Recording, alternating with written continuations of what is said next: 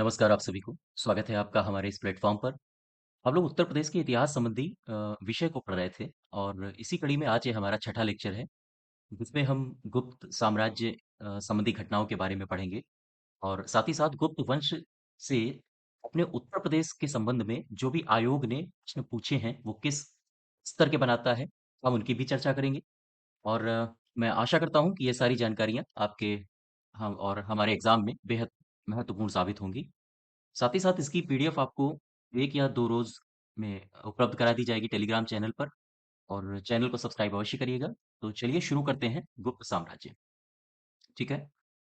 तो ज़रा यहाँ देखिए गुप्त साम्राज्य। अब देखो यहाँ से, गुप्त साम्राज्य है क्या? कैसे आया? क्यों उत्थान में आया ये? तो ज़रा इसकी थोड़ी चर्चा कर लेते हैं। गुप्त साम्राज्य, ठीक है? हुआ क्या कि उत्तर मौर्य काल के समय आपने देखा होगा कि अराजकता की स्थिति उत्पन्न हो गई थी। अराजकता की स्थिति कैसे? उत्तर मौर्य काल में कई सारे जो विदेशी कुषाण, शक, विदेशी जातियाँ हमारे यहाँ आई थीं और उन्होंने भारत के छोटे-छोटे टुकड़ों में राज करना शुरू कर दिया। इस स्थिति में जो उत्तर मौर्य काल था, उसमें केंद्रीकृत समाज नहीं रहा था, अर्थात विकेंद्रीकृत समाज हो गया था। उस विकेंद्रीकरण से केंद्रीकरण की ओर ले जाने का काम गुप्त वंश के शासकों ने किया है। जैसे इसको एक मैप में देखो, ये हमारे नोट्स से मैंने एक मैप इसमें लगवाया है। यहाँ देखो आप, गौर करिएगा। ये जो आप पॉइंटर देखो, ये जो क्षेत्र दिख रहा है प्रयागराज, प्रयागराज और ये पटना का क्षेत्र, ठीक है? ये प्रारंभिक गुप्त काल का इतना सा साम्राज्य है, जब श्रीगुप्त ने इसकी स्थापना की थी। दरअसल श्रीगुप्त कौन था? तो इसके बारे में भी अभी देखते हैं हम लोग। ये जो श्रीगुप्त है, ध्यान देना, यहाँ देखते हैं। ये जो श्रीगुप्त है, श्रीगुप्त एक सामंत था। कहाँ का सामंत था? ये था प्रयागराज का। प्रयागराज और जो आसपास का क्षेत्र था, वहां का ये था सामंत। अच्छा, सामंत होते क्या है? जरा ये देख लो। गुप्त साम्राज्य में हालांकि जो उत्तर मौर्य काल है, वहां सामंतों की व्यवस्था शुरू हो गई थी। ये सामंत होते क्या है? जैसे सपोज करो एक ये राजा है, एक ये है राजा। इस राजा का बहुत बड़ा भूखंड है। सपोज यहाँ का ये राजा है। अब ये राजा करेगा क्या? अपने जो छोटे छोटे इलाके हैं, ये मान लीजिए भूखंड एक हो गया, एक भूखंड ये हो गया, एक ये हो गया। इसने यहाँ किसी को भी, चाहे वो बौद्ध हो या पुरोहित हो या जैन धर्म को फॉलो करता हो, यानी किसी भी व्यक्ति को ये यहाँ का एक छोटे से भूखंड को इस व्यक्ति को सौंप देता था और कहता था कि यहाँ का शासन आप चलाइए और यहाँ से जो भी राजस्व है वो राजस्व हमें प्रदान करिए। ठीक ऐसे ही इसके साथ भी करता था। ठीक ऐसे ही इसके साथ भी करता था ये। थोड़ा सा भूखंड इसको दे दिया और हाँ, और इनसे बोल दिया कि तुम यहाँ का कार्यभार संभालो, बाकी जो भी यहाँ से अर्थ लाभ होता है। और केवल ये जो व्यक्ति थे, ये अर्थ लाभ तक ही सीमित नहीं थे। राजा अगर कहीं बाहर युद्ध पर जाता था, उनकी जिम्मेदारी बनती थी कि नवयुवकों की छोटी-मोटी सेना भी राजा को प्रदान करे, अर्थात छोटी-मोटी सेना के साथ भी राजा का सहयोग प्रदान करे। ठीक है? हुआ क्या कि राजा हमेशा तो ताकतवर रहेगा नहीं, कभी ना कभी तो ये सत्ता से बेदखल होगा या फिर षड्यंत्र का शिकार होगा या कभी ना कभी राजा मारा जाएगा। ठीक है? इस स्थिति में ये जो व्यक्ति होते थे, ये अपने आप को मुक्त घोषित कर देते थे। यानी कि भाई राजा तो कमजोर हो गया, तो इन्होंने कहा कि ठीक है, अब मैं इस क्षेत्र का स्वतंत्र मालिक हूं। और यहां से शुरू होती है सामंत व्यवस्था। सामंत व्यवस्था ये ऐसी है। अब एक बात समझो, सामंत होते क्या है फिर? तो हम इसमें एक लाइन लिख सकते हैं, सामंत राजा के अधीन, सामंत राजा के अधीन जमीन के एक टुकड़े एक टुकड़े पर नियंत्रण अ, रखने वाला वर्ग था। बात समझ पाए? यानी राजा के अधीन जो भूमि आती थी, उस पर नियंत्रण रखने वाला एक वर्ग था। कौन था ये? ये था सामंत। और यही सामंत जब राजा कमजोर हो जाता था, तो ये अपने आप को मुक्त घोषित कर देते थे। ठीक उसी प्रकार आप इस मैप में आइए, उसी प्रकार से ये जो आपका श्रीगुप्त दिख रहा है, ये एक सामंत था प्रयागराज और उसके आसपास का क्षेत्र। परिणाम ये हुआ कि लिहाजा जो क्षेत्रीय राजा था वो कमजोर हुआ और श्रीगुप्त ने अपने आप को एक स्वतंत्र शासक घोषित कर दिया। लेकिन इसने प्रयागराज में नहीं किया, ये प्रयागराज से पलायन किया पटना की तरफ, पाटलिपुत्र की तरफ। तो जब श्रीगुप्त का आप साम्राज्य देखोगे तो केवल और केवल इतना छोटा सा दिखेगा, इतना छोटा सा। इसके बाद इसमें वृद्धि करता है समुद्रगुप्त चंद्रगुप्त प्रथम। बात समझ पा रहे हो आप जरा देखो। हुआ ये कि श्रीगुप्त श्रीगुप्त लगभग 275 ईस्वी से और लगभग 300 ईस्वी तक अपने गद्दी पर बना रहा था। हालांकि ये ईयर्स वगैरह मैं लिखाऊंगा नहीं, क्योंकि अपने उत्तर प्रदेश के संबंध में इसका कोई सरोकार नहीं है। ठीक है, मैं केवल और केवल उन्हीं पॉइंट्स पर फोकस करूंगा जो अपने उत्तर प्रदेश के संबंध में हमारे एग्जाम में पूछे जा सकते हैं। तो ये चीजें आप अगर लिखना चाहो तो लिख सकते हो, अदरवाइज केवल आप सुनते जाइए। तो श्रीगुप्त 275 से लगभग 300 ईस्वी तक अपनी गद्दी पर बना रहा। इसका एक पुत्र था, पुत्र का नाम था चंद्रगुप्त प्रथम। ठीक है, लेकिन ये नाबालिग था। जब 300 ईस्वी में ये गद्दी से हटा तो इसका पुत्र था नाबालिग, तो इसने किया क्या, इसने अपने भाई को बुलाया और इसका भाई का नाम था घटोत्कच। घटोत्कच घटोत्कच को राजगद्दी दे दी और घटोत्कच लगभग 300 से 319 ईस्वी तक अपनी गद्दी पर बना रहा। लेकिन 319 आते आते चंद्रगुप्त प्रथम बड़ा भी हो गया था, सत्ता संभालने के योग्य भी हो गया था और आराम से सत्ता संभाल के उसकी सीमा रेखा भी बढ़ा सकता था। वो इतना योग्य था। लेकिन हाँ, घटोत्कच के बारे में एक बात कहनी पड़ेगी। ये इसने सीमा रेखा तो नहीं बढ़ाई अपनी, लेकिन हाँ, सीमा रेखा इसने जाने भी नहीं दी। अपना साम्राज्य जितना था, उतना बनाए रखने की जिम्मेदारी घटोत्कच की रही। अब चंद्रगुप्त प्रथम आता है। चंद्रगुप्त प्रथम के कार्यकाल लगभग 319 से कितना 344 ईस्वी के आस सॉरी माफ कीजिएगा, 334 ईस्वी के आसपास जाता है, जब ये चंद्रगुप्त प्रथम बनता है। और चंद्रगुप्त प्रथम के बारे में कहा जाता है कि ये गुप्त साम्राज्य का पहला संप्रभु शासक था। इसे गुप्त वंश का वास्तविक संस्थापक भी कहा जाता है। और इसने, आपको शायद पता भी होगा कि इसने गुप्त संवत की स्थापना की थी, जो कि 319 में जब इसने राजगद्दी संभाली थी, जिसका आधार वर्ष 319 ईस्वी था। और एक खास बात, ये जो चंद्रगुप्त प्रथम है, चंद्रगुप्त प्रथम, इसने अपने आप को महाराजा धीराज की पदवी से नवाजा था। ये क्या होता है, भला देख लो। देखो, किसी क्षेत्र में एक राजा होता है, क्लियर है, यहां देख लेते हैं। देखो, ये एक क्षेत्र है, ठीक है, एक इलाका है, यहाँ का ये राजा है इस क्षेत्र का। एक ये क्षेत्र है, यहाँ का ये राजा है, क्लियर है, और यहाँ का ये राजा है। राजा नंबर एक, दो और ये तीन। गौर करिएगा जरा। और ये बड़ा सा भाग है, ये राजा तीन हैं। तो जो साधारण राजा है वो राजा है।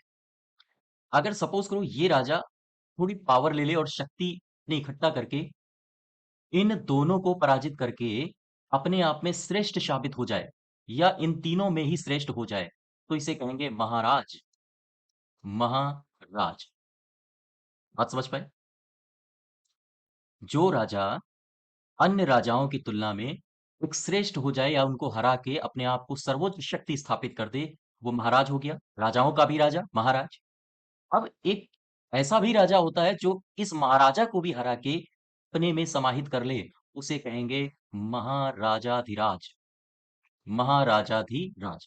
चंद्रगुप्त प्रथम कुछ इसी प्रकार का महाराजाधिराज था। उसने अपने आसपास की समस्त क्षेत्रीय शक्तियों को हरा के उन पर आधिपत्य जमाया था। जरा देखो कौन कौन सी शक्तियां हैं।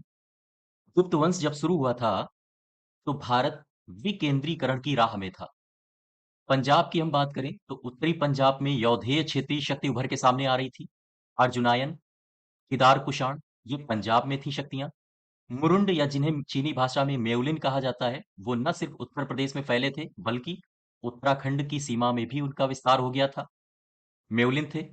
और साथ ही साथ असम के क्षेत्र में समतट क्षेत्रीय शक्ति और डवाक क्षेत्रीय शक्ति का बोलबाला था।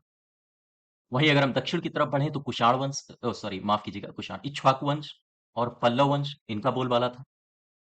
गुजरात और महाराष्ट्र की सीमाओं के आसपास और ये जो सिंध वाला इलाका है पाकिस्तान का, यहाँ पर शक जातियों का विस्तार था।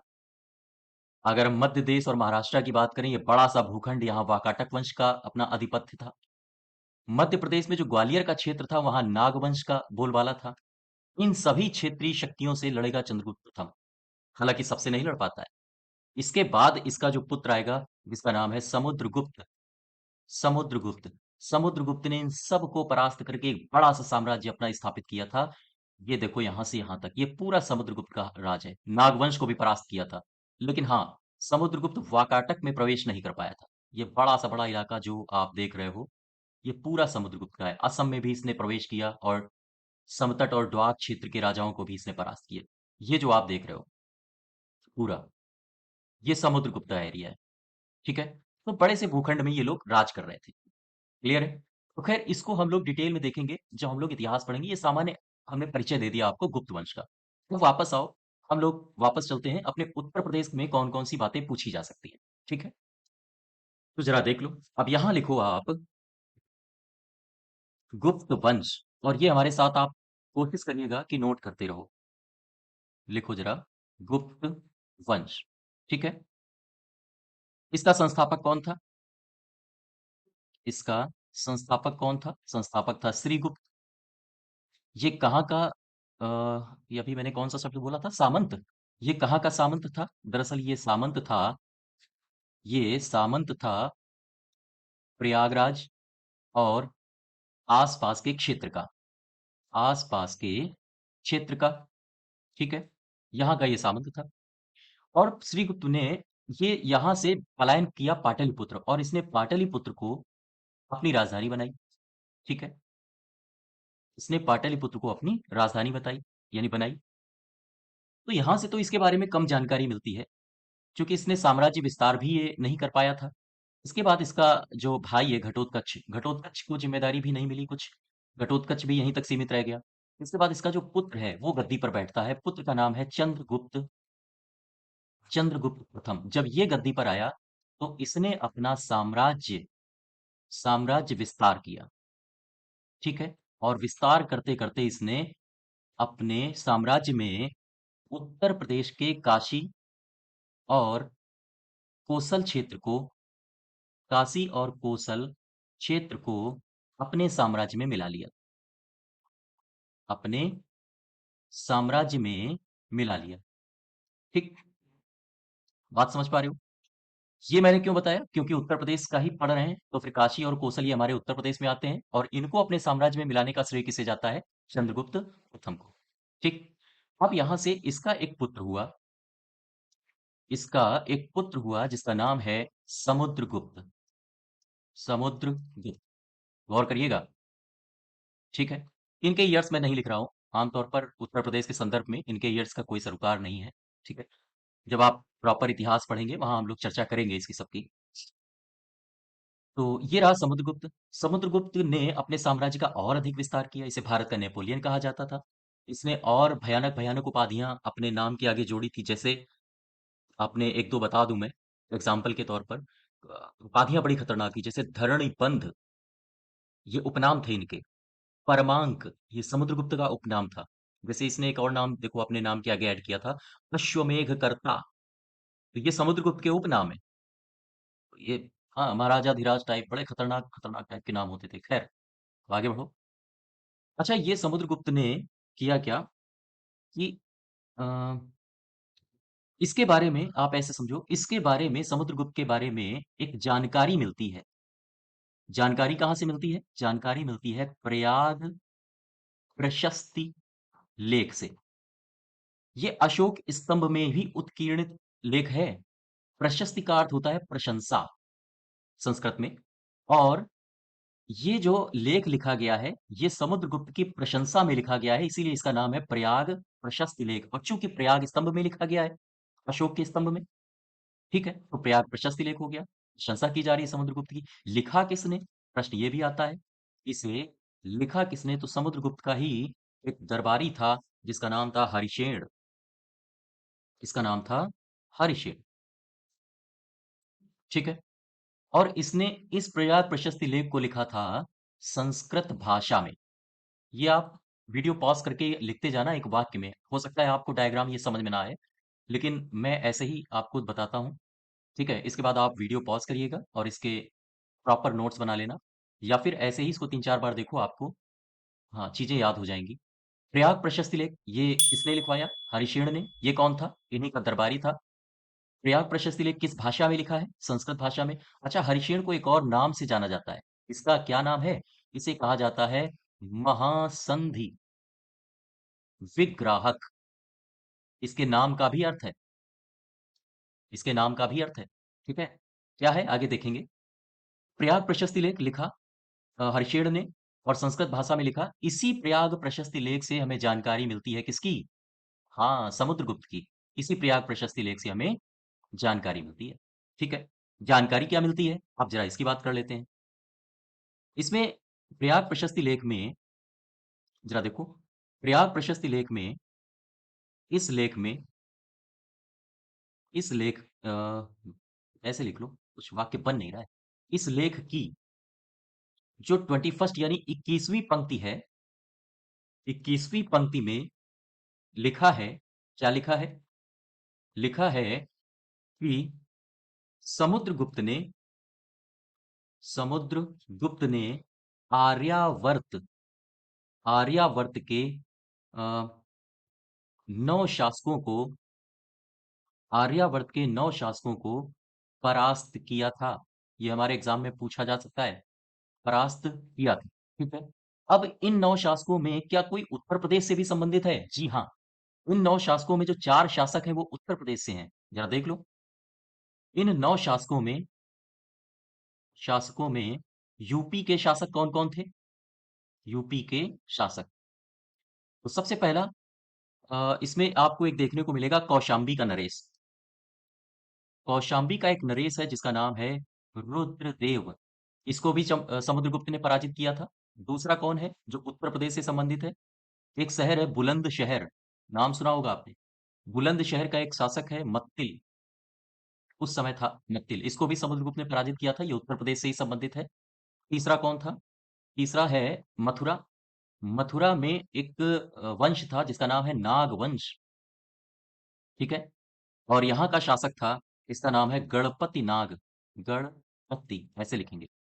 गणपति नाग। इसको भी समुद्रगुप्त ने पराजित किया था। और चौथा कौन था? चौथा है एक क्षेत्र बरेली। और बरेली पांचाल की राजधानी यानी कि अहिच्छत्र। अहिच्छत्र। यहाँ का शासक था जिसका नाम मिलता है हमें अच्युत।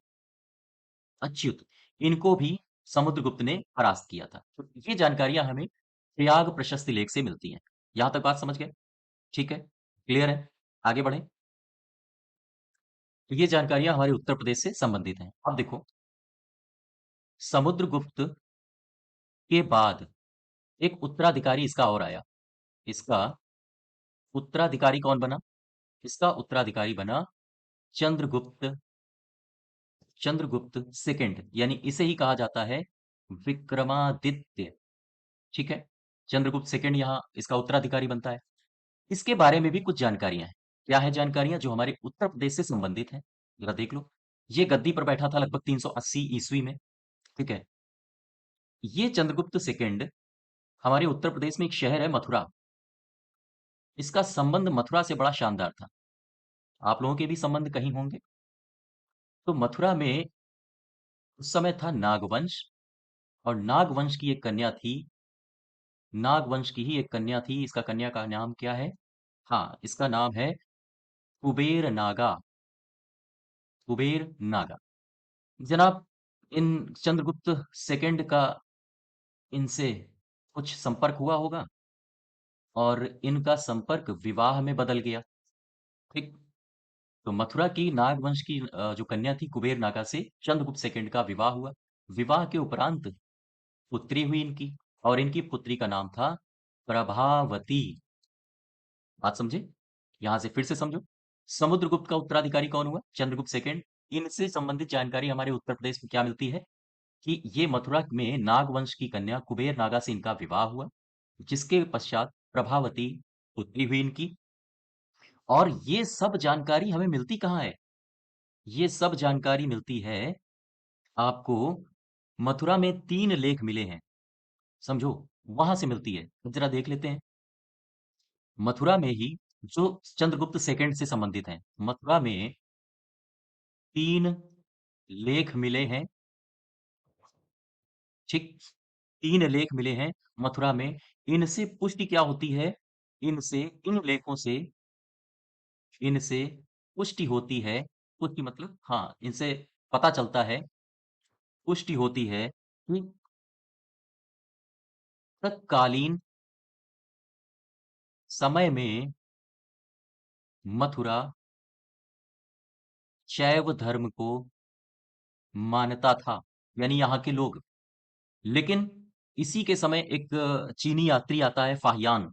उसने मथुरा के वर्णन में कहा है कि मथुरा के सभी छोटे बड़े लोग बौद्ध धर्म को मानते थे। तो इसके अनुसार भी आप लिख लो, चाहो तो नोट बना के। ये हमारे कथन कारण में पूछा जा सकता है। नोट बना के लिखो, फाहियान, चीनी यात्री फाहियान के अनुसार, फाहियान के अनुसार, अनुसार मथुरा एक ऐसे लिखो, मथुरा में सभी छोटे बड़े लोग, छोटे बड़े लोग बौद्ध धर्म को मानते थे, बौद्ध धर्म को मानते थे। ठीक है, ये एक स्टेटमेंट आप बना के लिख लीजिए। क्लियर है बात? अच्छा, अब देखो जरा, क्या गुप्त वंश में कुछ कलाकृतियां भी मिली हैं? गुप्त वंश को हालांकि कला की दृष्टि से स्वर्ण युग कहा जाता है, और इसमें कई सारे आपको मंदिर देखने को मिलेंगे। कौन कौन से हैं, जरा देख लेते हैं इसको एक नजर से। लिखो जरा यहां से, गुप्त काल, गुप्त काल को कला की दृष्टि से स्वर्ण युग कहा जाता है। ठीक है, क्योंकि आप देखोगे यहीं पर मंदिर निर्माण शैली का भी विकास होता है। नागर शैली स्वर्ण युग कहा जाता है। और यहां पर आपने देखा होगा, अपने कानपुर में एक मंदिर है जिसको कहते हैं भीतर गांव मंदिर। ये किससे संबंधित है? गुप्त काल से ही संबंधित है। साथ ही साथ आपने देवगढ़ का नाम सुना होगा, देवगढ़ यानी कि ललितपुर, ललितपुर बुंदेलखंड वाला इलाका। यहां पर आपने दशावतार, दशावतार मंदिर का नाम सुना होगा, यहीं का है। और इस दशावतार मंदिर में इसकी दीवारों पर शेष शैया पर लेटे भगवान विष्णु का चिन्ह या भगवान विष्णु की प्रतिमा उकेरी गई है। तो इसको आप चाहो तो दशावतार मंदिर में एक लाइन बना के लिख लो। मंदिर की दीवार पर, मंदिर की दीवार पर शेष, शेष मतलब शेषनाग वाला शेष, शेष शैया, उस शेषनाग को सैया बना के यानी बिस्तर बना के शेष शैया पर शयन करते भगवान विष्णु, अ, भगवान विष्णु के दृश्य मिलते हैं। ठीक है, यहां तक बात क्लियर है? अच्छा, यहां से आप देखोगे सारनाथ से भी स्तूप, यानी कि सारनाथ से भी स्तूप के निर्माण का वर्णन मिला है हमें यहाँ पर। और सारनाथ से बहुत सारी बुद्ध की प्रतिमाएं मिली हैं। जैसे आपको एक दो एग्जांपल के लिए बता दूं, आप चाहना तो वीडियो पॉज करके लिख लेना। पद्मासन में विराजमान भगवान बुद्ध को दर्शाया गया है। और सारनाथ में ही धर्म चक्र प्रवर्तन मुद्रा में भी भगवान बुद्ध को दर्शाया गया है। ठीक है, तो आप ये बातें आप चाहो तो नोट कर लेना, अदरवाइज उतनी इंपॉर्टेंट नहीं है, आप इन दोनों को देखो। ठीक है, अब जरा इसके आगे बढ़ते हैं।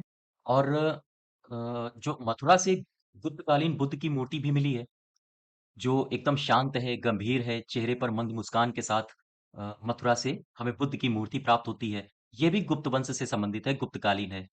आप देख पाओगे कि पाषाण के अतिरिक्त इस काल में धातुओं की मूर्तियां भी बनाई गई हैं। जैसे सुल्तानगंज से कांसे की बुद्ध की मूर्ति मिली है। हालांकि सुल्तानगंज से जो कांसे की बुद्ध की मूर्ति मिली है उसका संबंध हमारे यूपी से नहीं है, इसलिए मैं लिख नहीं रहा हूं। लेकिन ये सारी चीजें मिली हैं। आप देखिए कि गुप्त काल के लोग कला में कितने निपुण हो चुके थे। और यहीं से मंदिर निर्माण शैली भी प्रकट होगी। आओ जरा इसकी एक झलक मैं दे देता हूँ, इसको एक मिनट मैं यहीं पर दिए देता हूँ। देखो, ये पहले होता क्या था, पहले हमारे पास एक मूर्ति हमने बनाई, ठीक, और इनको हमने माना आराध्य, ये हमारे आराध्य हैं।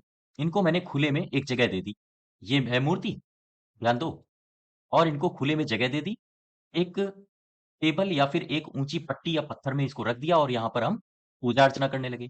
मनुष्य का विकास धीरे धीरे होता रहा, मानव मन विकास की उत्तरोत्तर गति में आगे तेजी से बढ़ता रहा। वो जब अपने लिए उसने छत की तलाश कर ली तो उसने सोचा क्यों ना मूर्ति को भी छत दे दी जाए। तो इसने किया क्या कि ये रही मूर्ति। अब उसने इस मूर्ति को बंद कर दिया एक कमरे से, एक छत से। ठीक है, ध्यान दो। ये रहा एक कमरा, और इस कमरे के अंदर इस मूर्ति को जगह दे दी, और इसको बोल दिया गया ये है गर्भगृह, और ये हमारे भगवान की मूर्ति है। और यहां पर बना दी गई सीढ़ी, और ये हो गई सपाट छत वाला मंदिर। जब हम लोग मथुरा कला या फिर द्रविड़ शैली के मंदिरों मंदिरों के बारे में पढ़ेंगे तब इसके बारे में हम विस्तार से चर्चा करेंगे। ये है, इसको बोला गया सपाट छत वाला मंदिर। देखो मंदिर का विकास हुआ कैसे। ठीक, पहले सिर्फ मूर्ति थी, फिर इसके बाद सपाट छत वाला मंदिर आया। फिर इसके बाद जब और मानव कुशल हो गया, कला में पारंगत हो गया, तो उसने किया क्या कि ये जो छत थी उसको वो और आकर्षक बनाने लगा। ये रही मूर्ति। ठीक, और इसमें बंद है ये मूर्ति किसमें, एक मंदिर में, जो कि मंदिर है सपाट छत वाला। लेकिन जब व्यक्ति, एक मिनट इसको जरा इरेज कर देते हैं, यहां से छत बन नहीं पाएगा। इरेजर यहां से बनाओ इसको। देखो, ये एक हो गया आपका, हाँ, एक छत हो गई, और इसके अंदर ये हो गई मूर्ति। ठीक, और इस मूर्ति को गर्भगृह में कैद कर दिया गया, बना दी गई सीढ़ी। ठीक है, और फिर यहां पर किया क्या गया कि इसको और आकर्षक बनाया गया ताकि मंदिर लगने लगे ये। यानी मंदिरों में भी देखो संशोधन हो रहे हैं, ये एक विकास की प्रक्रिया चल रही है मंदिरों में भी। और यहां रख दिया गया कलश। ठीक है, ये सब गुप्त काल में आपको देखने को मिलेगा। और इसके ठीक ऊपर एक झंडा लगा दिया गया। और ये हो गया कौन सा मंदिर, हाँ, पिरामिड दिख रहा है, पिरामिडाकार, पिरामिडाकार, अ, पिरामिडाकार, क्या बोलेंगे इसको, इसको बोलेंगे, कहाँ गया, पिरामिडाकार शिखर युक्त, यानी शिखर है इसमें। यहां शिखर था नहीं तो सपाट छत वाला मंदिर था। पिरामिडा, यहाँ पिरामिड का आकार है और शिखर भी है। पिरामिडाकार शिखर युक्त नागर शैली के मंदिर, नागर शैली के मंदिर। आपने बहुत सारे मंदिर ऐसे देखे होंगे अपने आसपास मोहल्लों में। फिर इसके बाद और ज्यादा कुशलता आई, कलाकारी आई मनुष्य के हाथों में, और उसने और आकर्षक मंदिर बनाने शुरू किए। ये हो गया ये होगी मूर्ति, इसको यहां बना दी उसने सीढ़ी। ठीक है, और फिर हुआ क्या, इसने फिर पिरामिडाकार नहीं बनाया, इस बार इसने परवलयाकार बनाना शुरू किया ये क्षेत्र। और यहां पर इसने रख दिया कलश, और ऊपर रख दिया एक झंडा। ठीक, ऐसे। तो ये कौन सा हो गया, ये हो गया परवलयाकार, परवलयाकार शिखर युक्त नागर शैली के, नागर शैली के मंदिर। बात समझ पा रहे हो। तो देखो मंदिरों का विकास कहां से कहां तक हो रहा है। पहले, सबसे पहले हम मूर्तियों को सिर्फ और सिर्फ खुले आकाश में रख के इनकी पूजा अर्चना करते थे। लेकिन बाद में मंदिरों को हमने एक छत प्रदान करी, हमारे कलाकारों ने। और ये सब गुप्त वंश में हो रहा है। और इसके बाद इन्होंने मंदिरों की छत को भी एक नया रूप दिया, जिसे कहा गया पिरामिडाकार शिखर युक्त नागर शैली के मंदिर। और फिर परवलयाकार इन्होंने शिखर देना प्रारंभ किया। और फिर और आगे जब बढ़ोगे तो और आकर्षक आकर्षक मंदिर बनेंगे। तो ये हम लोग कला और संस्कृति में पढ़ेंगे जब, हाँ, इतिहास के बारे में हम लोग ज्यादा समझ सीख रहे होंगे। तो खैर, इसमें हम लोग उत्तर प्रदेश में वापस आते हैं। तो अब इसमें एक चीज बची है। इसमें कुछ अभिलेख हैं जो अपने उत्तर प्रदेश से पूछे गए हैं, जो गुप्त साम्राज्य से संबंधित हैं। वो हमारे एग्जाम में पूछे जा सकते हैं कि फला अभिलेख कहाँ से मिला है, किस जिले से मिला है, तो अपना वो लिख लो। लिखो यहाँ, उत्तर प्रदेश, उत्तर प्रदेश गुप्तकालीन, गुप्तकालीन अभिलेख, कामा, शिलालेख, कामा, स्तंभ लेख। ठीक है, एग्जाम में हमारी ये टेबल बना के मैच द फॉलोइंग्स करके पूछा जा सकता है। तो एक जिला है, ये रहा अपना एटा। ये क्या है, एटा। यहां से गुप्तकालीन एक अभिलेख मिला है जिसका नाम है, ये आप याद रखिएगा, लिख लीजिए, बिलसद, बिलसद अभिलेख। अच्छा, बिलसद अभिलेख, इसकी क्या खास बात है, इसके बारे में ये सूचना प्रदान करता है। यह दरअसल सूचना प्रदान करता है कुमार गुप्त के बारे में, कुमार गुप्त संबंधी है। संबंधी ऐसे लिखेंगे। हाँ, कुमार गुप्त संबंधी है। और साथ ही साथ कुमार गुप्त, कुमार गुप्त प्रथम तक गुप्त वंशावली, गुप्त वंशावली प्राप्त होती है यहां से। ठीक है, इसको आप ध्यान रखिएगा। आपसे केवल इतना पूछा जाएगा कि बिलशद अभिलेख किस गुप्त वंश, किस गुप्त शासक से संबंधी है, और बिलशद अभिलेख उत्तर प्रदेश के किस जिले में पाया गया है। बस दो चीजें आपको ध्यान रखनी है। अब आ जाओ अपने प्रयागराज में। ये रहा मिर्जापुर और ये है प्रयागराज। प्रयागराज में क्या मिला है, जरा इसको देख लो। ये है प्रयागराज। प्रयागराज में भी एक अभिलेख मिला है, इसका नाम है गढ़वा। एक जगह है, गढ़वा के दो शिलालेख मिले हैं, यानी गढ़वा से दो शिलालेख प्राप्त हुए हैं और जिनका संबंध गुप्त वंश से है। और ये भी किससे संबंधी है, ये भी संबंधित हैं कुमार गुप्त से, कुमार गुप्त से। और ये जो गढ़वा के दो शिलालेख हैं, यहां से एक जानकारी मिलती है। कौन सी, इसको लिख लो, पूछा जा सकता है। किसी दान ग्रह के दान दिए जाने का उल्लेख है, दिए जाने का उल्लेख मिलता है। ठीक है, क्लियर है यहां तक। अच्छा, अब जरा यहां आओ। ये रहा आपका कानपुर, उन्नाव, लखनऊ, रायबरेली। और ये कौन सा है, कहाँ थे, कानपुर, उन्नाव, लखनऊ। ये कौन सा था, बाराबंकी। और ये था रायबरेली। रायबरेली के बाद ये है अमेठी। और ये रहा आपका अयोध्या। ठीक है, ये कौन सा है, अयोध्या। अयोध्या में भी एक अभिलेख मिला है जो गुप्त वंश से संबंधित है। कौन सा है, इसको भी देख लेते हैं। यहां से मिला है, इसका नाम है, हम ऊपर लिखे दे रहे हैं, करमदंडा। आपसे पूछ सकता है, करमदंडा अभिलेख उत्तर प्रदेश के किस जिले से संबंधित है। और इसमें है क्या, वर्णन क्या दिया गया है इसमें। दरअसल कुमार गुप्त के मंत्री पृथ्वी सेन ने शिव प्रतिमा पर इसको, इसका उत्कीर्ण करवाया था। आप चाहना तो वीडियो पॉज करके लिख लेना, हालांकि उतना इंपॉर्टेंट है नहीं। ठीक है, अब कुछ और अभिलेख देख लेते हैं। जैसे प्रयागराज में ही, ये जगह है प्रयागराज।